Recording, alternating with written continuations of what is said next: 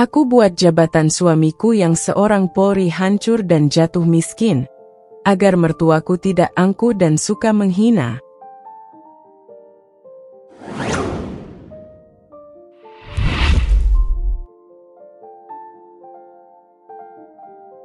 Malam itu dingin menusuk tulang. Hujan rintik-rintik menambah kelamnya suasana. Aku duduk di pojok kamar, memeluk lututku erat. Pikiran berkecamuk, berusaha merangkai kata-kata untuk menjelaskan kepada suamiku apa yang telah kulakukan. Pintu kamar terbuka perlahan. Wajah Arif, suamiku, muncul dari balik pintu.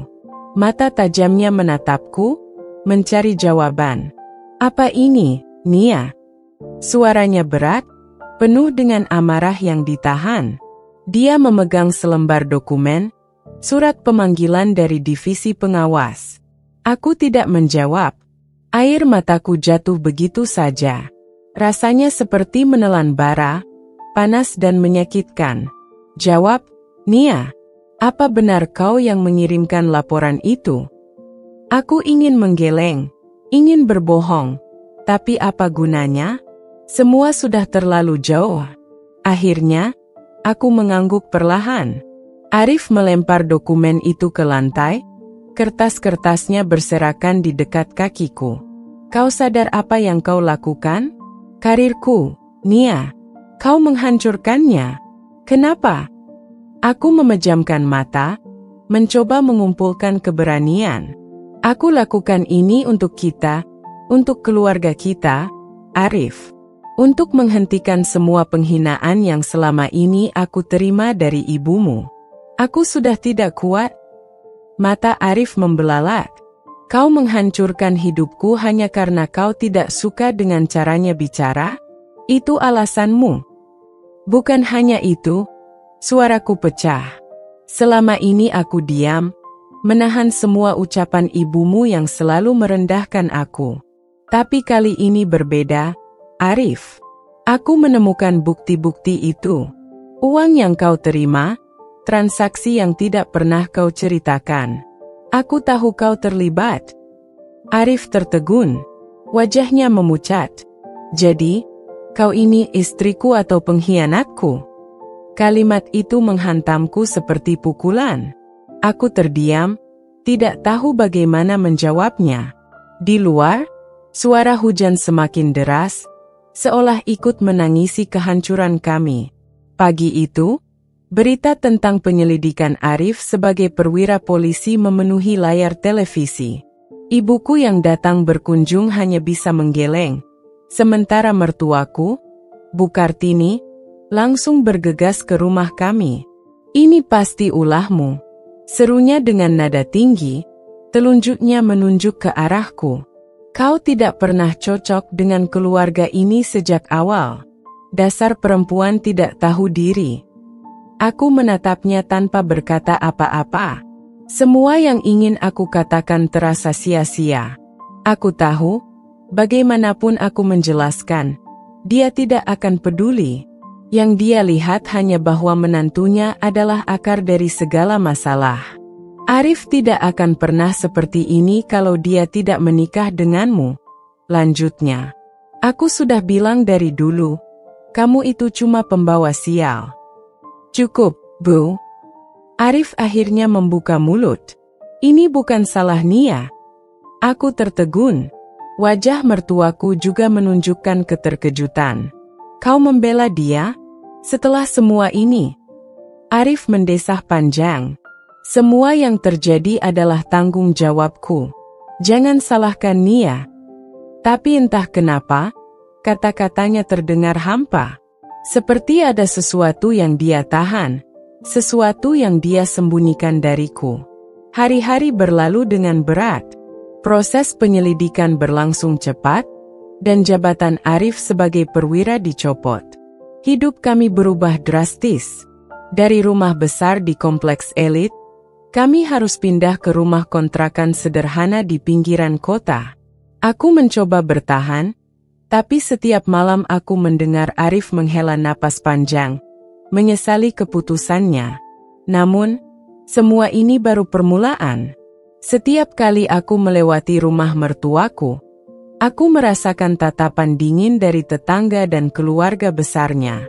Nama baik keluarga mereka tercoreng, dan aku adalah kambing hitamnya. "Kenapa kau lakukan ini, Nia?" tanya Arif suatu malam, dengan nada yang lebih lembut dari sebelumnya. "Apa tidak ada cara lain?"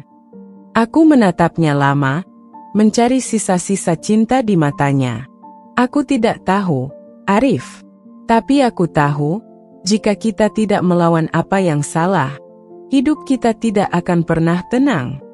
Dia tidak menjawab, hanya menatap kosong ke arah dinding. Aku tahu, di dalam hatinya, dia belum bisa memaafkanku. "Bagaimana menurut Anda sejauh ini? Apakah ada arah tertentu yang ingin Anda tambahkan?" Arif mulai jarang bicara. Aku sering melihatnya termenung di sudut ruangan, menggenggam telepon yang tak pernah berdering. Dia lebih sering keluar rumah, entah untuk apa. Uang tabungan kami mulai menipis, sementara aku harus mengatur semuanya, mulai dari sewa rumah hingga kebutuhan harian. Suatu sore, ketika aku sedang mencuci pakaian di halaman belakang, Bu Kartini datang tanpa peringatan. Wajahnya merah, dan langkahnya cepat seperti badai. "Kau puas sekarang? Kau hancurkan semuanya. Lalu apa yang akan kau lakukan? Minta cerai? Kabur?" Aku berdiri, menghadapnya dengan perasaan campur aduk. "Bu, saya tidak pernah ingin ini terjadi. Saya hanya apa? Hanya ingin keluargaku hancur." Dia mendekat, menatapku tajam. "Kau pikir aku akan membiarkan ini? Kau pikir aku akan diam saja? Arif akan meninggalkanmu, Nia. Kau bukan siapa-siapa. Kau cuma beban." Air mataku hampir tumpah, tapi aku menahan diri. Kalau memang begitu, kenapa Bu Kartini tidak datang untuk mendukung Arif? Bukankah dia anak ibu? Kenapa malah menyalahkan saya? Wajahnya berubah. Untuk sesaat, aku melihat keraguan di matanya. Tapi hanya sesaat. "Kau memang pintar bicara. Tapi ingat, perempuan sepertimu tidak punya tempat di keluarga ini." Dia pergi, membanting pintu di belakangnya. Ketika malam tiba, Arif pulang dengan wajah yang lebih kusut dari biasanya. Dia duduk di sofa, tidak memandangku. "Bu Kartini datang tadi," kataku. Dia mengangguk, tidak terkejut. "Apa yang sebenarnya kau cari dari semua ini, Nia?" Aku mengambil napas panjang. "Kebenaran, Arif. Hanya itu. Aku tidak tahan hidup dengan kebohongan." Dia tertawa kecil, tapi getir. "Kebenaran? Dan lihat apa yang terjadi.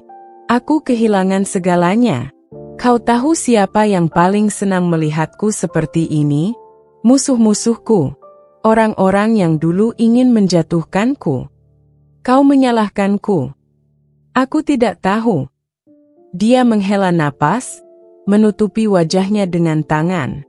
"Tapi aku tidak pernah membayangkan hidup kita akan seperti ini." Aku duduk di sebelahnya, mencoba menyentuh tangannya, tapi dia menyingkir. "Arif, aku melakukan ini bukan karena aku membencimu. Aku melakukannya karena aku ingin kita bebas." Dia berdiri, mengambil jaketnya. "Aku butuh udara." Dia pergi, meninggalkanku sendirian di ruang tamu yang dingin. Beberapa minggu kemudian, berita lain mulai bermunculan. Kali ini, menyebutkan bahwa ada nama-nama lain yang terlibat dalam kasus yang menyeret Arif. Salah satunya adalah Bu Kartini. Aku duduk di depan televisi, tidak percaya dengan apa yang kudengar. Telepon berdering. "Itu dari Arif. Kau lihat berita itu?"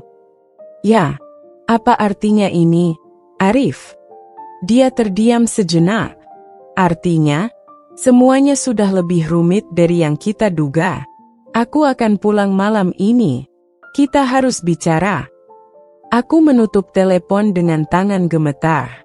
Ada sesuatu yang lebih besar dari semua ini, sesuatu yang belum aku ketahui. Malam itu, Arif pulang dengan wajah lelah, tapi sorot matanya berbeda. Ada kemarahan yang dia sembunyikan, atau mungkin keraguan yang terus menggerogoti hatinya. Dia duduk di kursi makan, menatapku tanpa berkata apa-apa. "Apa maksud berita tadi?" tanyaku, mencoba memecah keheningan. Dia mendesah, melepaskan dasinya yang sudah longgar. "Ibu mungkin terlibat." Aku tidak tahu seberapa jauh, tapi ini jelas bukan kebetulan. Jantungku berdegup kencang. "Kau tahu sesuatu, Arif?" Dia menatapku lama, seperti mencari sesuatu di mataku. "Kau benar tentang banyak hal, Nia. Tapi ada hal yang tidak kau ketahui." "Apa maksudmu?" "Ibu, dia punya koneksi dengan beberapa pihak. Orang-orang yang selama ini kita anggap tidak mungkin disentuh. Aku tahu dia sering menggunakan pengaruhku untuk kepentingan mereka." Aku terdiam, mencoba mencerna kata-katanya. "Dan kau membiarkannya? Apa yang bisa aku lakukan? Dia ibuku, Nia. Kau tahu betapa sulitnya menolak dia. Tidak cukup sulit untuk membiarkan aku dihina setiap hari," ujarku tajam. "Ini bukan saatnya membahas itu," balasnya, suaranya mulai meninggi. "Kita harus fokus pada masalah ini. Masalah ini, Arif, adalah hasil dari semua kebohongan yang kau biarkan terjadi. Jangan mencoba mengalihkan kesalahanmu padaku atau siapapun." Dia berdiri, membanting kursi ke belakang. "Aku tidak mengalihkan apa-apa. Aku hanya berusaha bertahan di tengah semua ini." "Dan kau pikir aku tidak bertahan? Kau pikir aku tidak pernah berjuang? Aku yang menerima semua hinaan dari ibumu, semua cemoohan karena aku dianggap tidak pantas untukmu." Arif menatapku, matanya merah. "Kalau kau tidak puas, kenapa kau tidak pergi saja? Kenapa tetap di sini?" Kata-katanya menusukku lebih dari apapun. Air mataku mengalir deras, tapi aku tidak ingin dia melihatku lemah. "Karena aku mencintaimu, bodoh. Karena aku ingin kita keluar dari semua ini bersama." Dia terdiam, terlihat terkejut. Tapi sebelum dia bisa berkata apa-apa, ponselnya berdering. Dia mengangkatnya dengan suara pelan. "Ya, Pak. Saya segera ke sana." Dia menutup telepon dan menatapku. "Aku harus pergi. Ada panggilan mendadak." "Arif, jangan pergi sekarang. Kita belum selesai." "Aku tidak punya pilihan," jawabnya sambil mengambil jaketnya. "Ini tentang ibu." Aku tidak tahu harus berkata apa. Dia pergi, meninggalkan aku dengan 1000 pertanyaan yang terus menggantung di udara. Keesokan harinya, sebuah mobil hitam berhenti di depan rumah kontrakan kami. Aku keluar, dan 2 pria berseragam rapi mendekat. "Nyonya, Nia, kami dari divisi internal. Kami perlu bicara dengan Anda tentang penyelidikan yang sedang berlangsung." Aku mengangguk, meski hatiku berdebar kencang. Mereka masuk ke ruang tamu dan memulai pertanyaan mereka. "Apakah Anda mengetahui keterlibatan Bu Kartini dalam kasus suap yang melibatkan suami Anda?" Aku menggeleng. "Saya hanya tahu dari berita. Tidak ada yang pernah memberitahu saya tentang hal ini sebelumnya." Salah satu dari mereka menatapku tajam. "Kami mendapat informasi bahwa Anda yang pertama kali mengajukan laporan tentang Arif. Apa alasan Anda melakukannya?" Aku mencoba menenangkan diri. Saya menemukan bukti-bukti yang mengarah pada keterlibatan suami saya. Saya pikir itu hal yang benar untuk dilakukan. Dan sekarang, setelah semuanya terbongkar, apakah Anda masih yakin bahwa itu hal yang benar? Pertanyaan itu membuatku terdiam. Aku tidak tahu harus menjawab apa.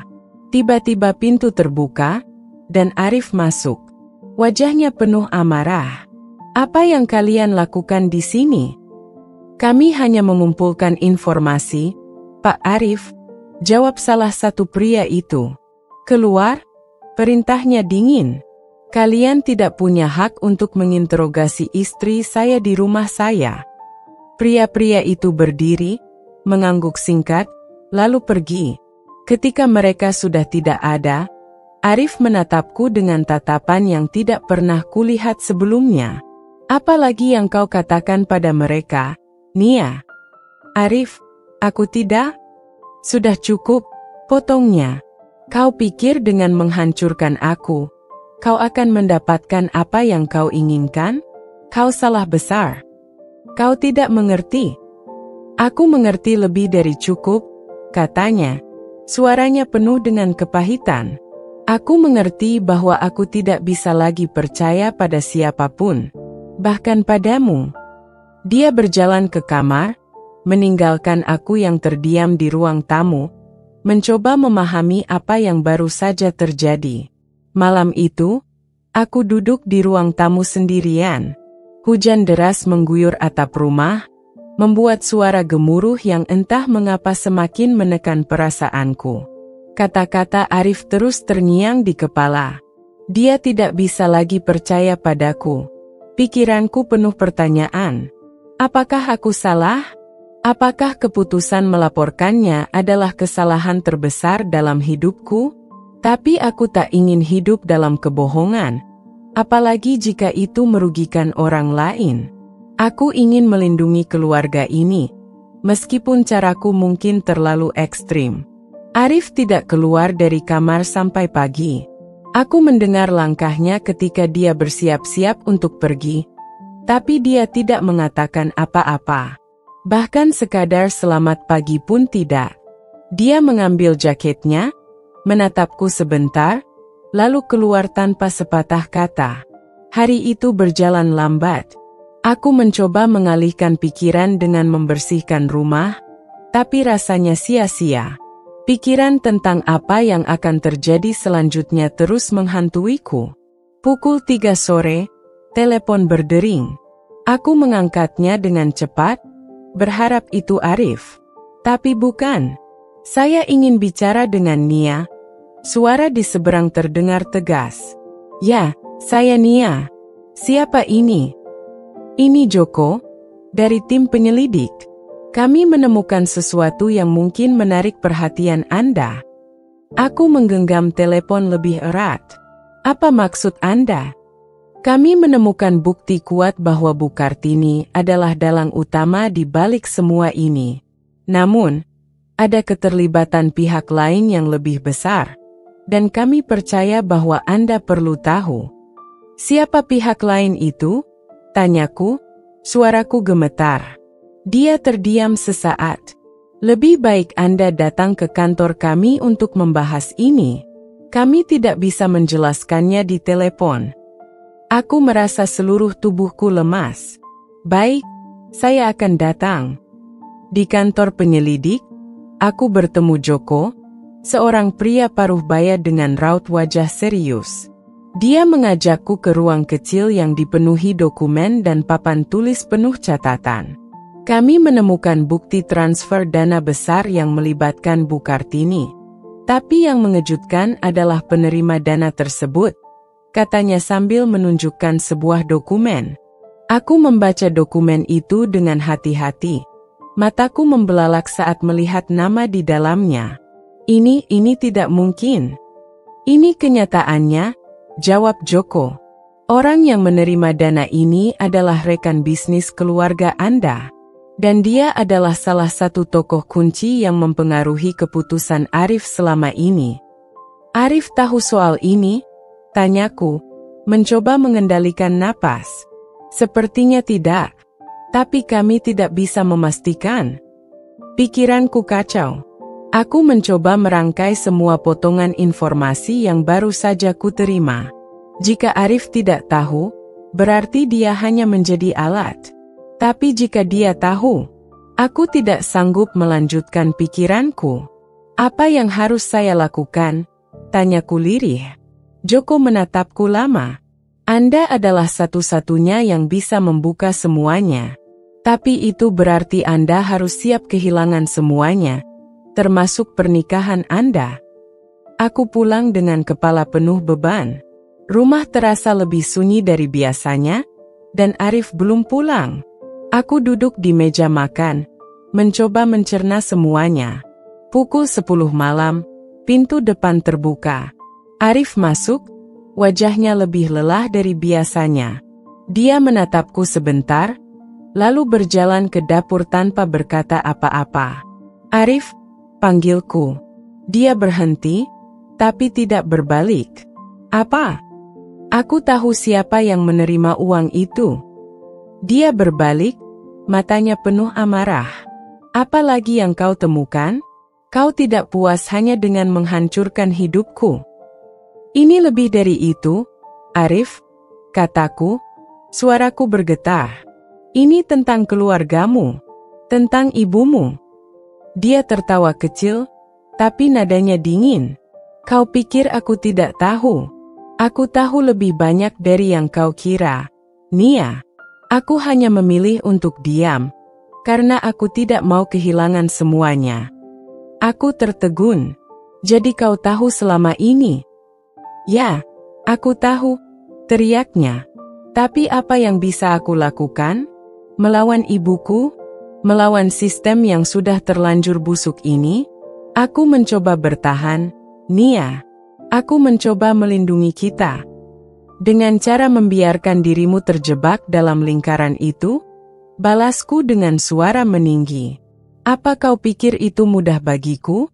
Kau tidak tahu apa-apa tentang apa yang aku alami, Nia. Kau hanya duduk di sini, menilai segala hal tanpa tahu apa yang sebenarnya terjadi." "Aku melakukan ini karena aku peduli, Arif. Aku tidak ingin kita hidup dalam kebohongan. Aku ingin kita bersih, meskipun itu berarti kita harus memulai dari nol. Dan lihat di mana kita sekarang," katanya. Suaranya melemah. "Kita kehilangan segalanya, dan kita bahkan tidak bisa saling percaya lagi." Air mata mengalir di pipiku. "Aku hanya ingin kita tetap bersama, Arif. Apa itu terlalu sulit?" Dia menatapku lama, lalu menggeleng pelan. "Aku tidak tahu, Nia. Aku tidak tahu apakah kita masih bisa bersama setelah semua ini." Dia berjalan ke kamar tanpa mengatakan apa-apa lagi. Aku duduk di sana, merasa hancur, tidak tahu harus berbuat apa. Malam itu, aku tidak bisa tidur. Kata-kata Arif terus terngiang di kepalaku. Rasa sakit, amarah, dan ketidakpastian bercampur menjadi satu, menghantui setiap detik pikiranku. Aku tahu bahwa keputusan yang kuambil telah menghancurkan banyak hal, tetapi aku tidak pernah membayangkan akan sejauh ini. Ketika matahari mulai muncul di ufuk timur, aku mendengar langkah kaki dari kamar. Arif keluar dengan wajah yang masih lelah, rambutnya berantakan, dan mata yang terlihat seperti kurang tidur. Dia menatapku sebentar, lalu mengambil segelas air dari dapur tanpa sepatah kata. "Arif," panggilku pelan. Dia tidak menjawab. "Aku tidak mau kita seperti ini terus," lanjutku. Dia menaruh gelas di meja dengan sedikit keras. "Lalu kau mau apa, Nia? Mau aku pura-pura semuanya baik-baik saja? Kita sudah melewati batas. Kau tahu itu. Tidak ada yang melewati batas kalau kita berdua berusaha," balasku. Dia tertawa kecil, getir, lalu duduk di depanku. "Berusaha? Aku sudah berusaha. Aku bertahan untukmu, untuk keluarga ini. Tapi kau malah menusukku dari belakang." Aku menggenggam meja erat-erat. "Aku tidak menusukmu, Arif. Aku mencoba menyelamatkan kita dari hidup yang salah. Dan apa hasilnya? Kita kehilangan segalanya, Nia. Rumah kita, pekerjaanku, nama baik keluargaku. Bahkan ibu, entah apa yang akan terjadi padanya. Kau puas sekarang?" Aku ingin membalasnya, tapi tidak bisa. Dia benar. Aku merasa seperti berada di jurang, tidak tahu bagaimana harus kembali ke atas. Hari itu, aku memutuskan untuk pergi ke rumah Bu Kartini. Ini mungkin keputusan yang buruk, tetapi aku tidak punya pilihan lain. Aku harus bicara dengannya, harus mencari tahu apa yang sebenarnya terjadi. Ketika aku sampai di sana, suasana rumah besar itu berbeda. Pintu utama terbuka sedikit, dan tidak ada suara sama sekali dari dalam. Aku masuk perlahan, memanggil namanya, Bu Kartini. Tidak ada jawaban. Aku melangkah lebih jauh ke dalam, dan akhirnya menemukannya duduk di sofa ruang tamu. Wajahnya pucat, matanya sembab seperti habis menangis. "Kau datang untuk apa lagi, Nia?" Tanyanya dengan suara lemah. "Aku ingin bicara, Bu. Ini penting." Dia tertawa kecil, lalu menggeleng. "Semua ini terjadi karena kau. Tahu, kalau saja kau tidak ikut campur." Aku mencoba menahan amarah. "Bu, ini bukan hanya tentang saya. Ini tentang kita semua. Saya tahu ada sesuatu yang lebih besar di balik semua ini. Dan saya tahu ibu terlibat." Dia menatapku dengan mata merah. "Apa yang kau tahu? Kau hanya seorang perempuan yang tidak pernah dianggap apa-apa. Kau pikir kau bisa mengerti apa yang sebenarnya terjadi?" Aku mendekatinya, mencoba berbicara lebih lembut. "Saya tahu ibu mencintai Arif. Dan saya tahu ibu melakukan semua ini untuk dia. Atau mungkin untuk keluarga. Tapi apa yang terjadi sekarang tidak bisa diselesaikan dengan saling menyalahkan." Dia terdiam, menatapku lama. Lalu, untuk pertama kalinya, aku melihat air mata mengalir di pipinya. "Aku tidak pernah ingin ini terjadi, Nia. Aku hanya ingin menjaga nama baik keluarga ini. Tapi semuanya sudah lepas kendali." "Apa maksud ibu?" tanyaku pelan. "Ibu terpaksa," katanya dengan suara bergetar. "Orang-orang itu mereka mengancam. Kalau aku tidak ikut dalam permainan mereka, mereka akan menghancurkan semuanya. Mereka akan membuat Arif terlihat seperti penjahat besar." Jantungku berdegup kencang. "Siapa mereka?" Dia menggeleng. "Aku tidak bisa memberitahumu. Kalau aku melakukannya, mereka akan..." Aku meraih tangannya, mencoba meyakinkannya. "Ibu harus memberitahu saya. Ini satu-satunya cara untuk menyelamatkan Arif." Dia menatapku lama, lalu akhirnya berkata dengan suara yang hampir tak terdengar, "Orang-orang itu bukan hanya sekadar mafia biasa. Mereka punya kekuasaan, punya pengaruh. Bahkan hukum tidak bisa menyentuh mereka."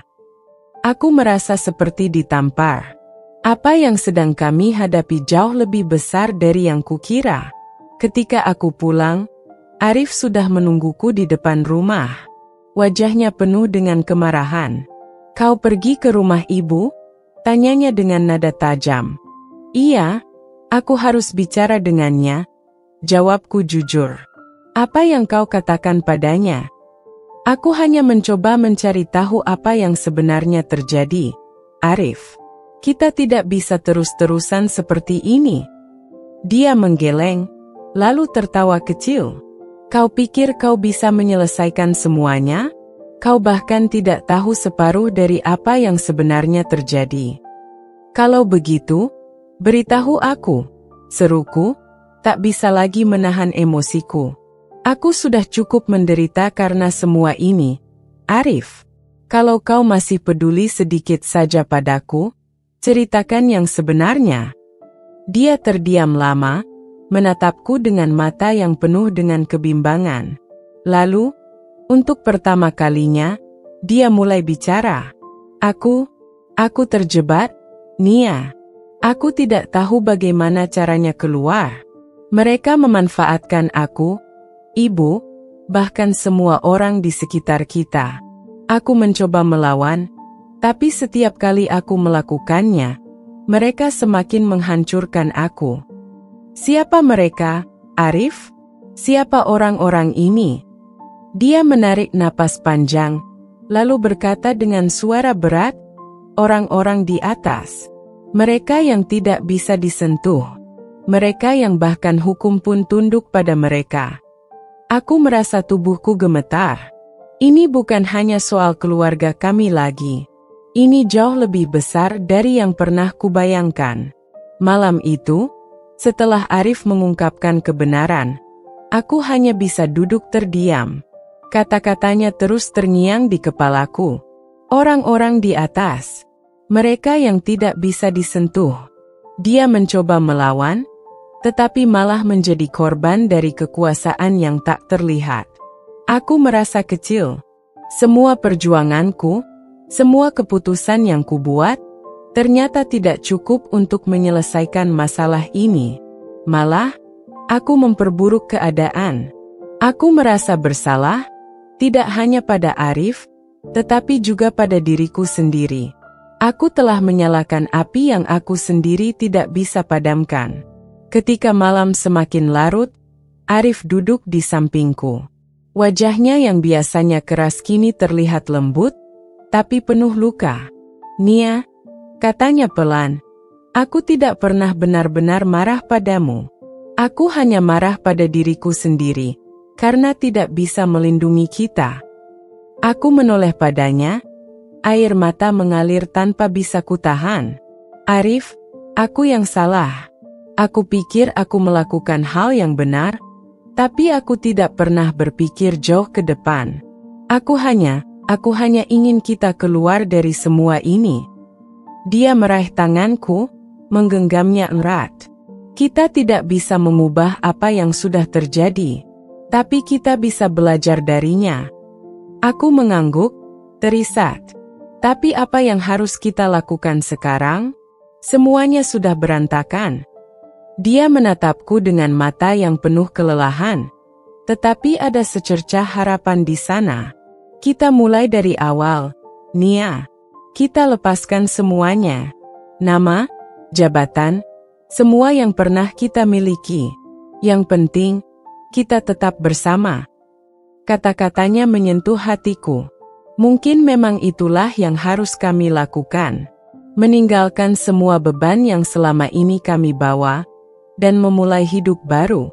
Meskipun itu berarti hidup dalam kesederhanaan. Keesokan harinya, aku mendatangi Joko di kantor penyelidik. Aku menyerahkan semua informasi yang ku tahu, termasuk pengakuan Bu Kartini. Aku tahu ini akan membawa konsekuensi besar bagi keluargaku, tetapi aku yakin ini adalah langkah yang benar. Arif juga membuat keputusan yang mengejutkan. Dia mengundurkan diri dari pekerjaannya sebagai polisi. Dia tahu bahwa selama dia tetap berada dalam sistem, dia tidak akan pernah benar-benar bebas. Dia memilih untuk hidup sederhana, jauh dari sorotan. Ini tidak akan mudah, katanya padaku saat kami mulai mengemasi barang-barang di rumah kontrakan kami. Aku tahu, jawabku, menatapnya dengan senyum kecil. Tapi setidaknya kita punya satu sama lain. Dia tersenyum untuk pertama kalinya dalam beberapa bulan. Senyum itu memberiku harapan bahwa kami akan baik-baik saja, meskipun perjalanan kami penuh dengan rintangan. Dalam perjalanan ini, aku belajar banyak hal. Aku belajar bahwa kebenaran memang penting, tetapi cara menyampaikannya sama pentingnya. Aku belajar bahwa cinta bukan tentang saling menyalahkan, tetapi tentang saling mendukung, bahkan dalam keadaan yang paling sulit sekalipun. Jika ada satu hal yang bisa kukatakan kepada siapapun yang membaca kisah ini, itu adalah, jangan pernah mengorbankan hubungan yang berharga hanya demi membuktikan sesuatu. Kejujuran itu penting, tetapi harus disampaikan dengan bijaksana. Ketika badai datang, jangan menyerah pada rasa takut atau amarah. Berdirilah bersama orang yang kau cintai, dan hadapilah bersama. Karena pada akhirnya, Yang benar-benar berharga bukanlah apa yang kau miliki, tetapi siapa yang ada di sisimu ketika semuanya runtuh. Kami memulai hidup baru di sebuah kota kecil, jauh dari ingar-bingar kehidupan sebelumnya. Kami tidak punya banyak, tetapi kami punya satu sama lain, dan itu cukup untuk membuatku merasa utuh. Aku tahu, kami mungkin tidak akan pernah bisa kembali seperti dulu. Tetapi mungkin, kami tidak perlu kembali, karena perjalanan ini bukan tentang apa yang hilang, tetapi tentang apa yang masih kami miliki, dan bagaimana kami menjaganya.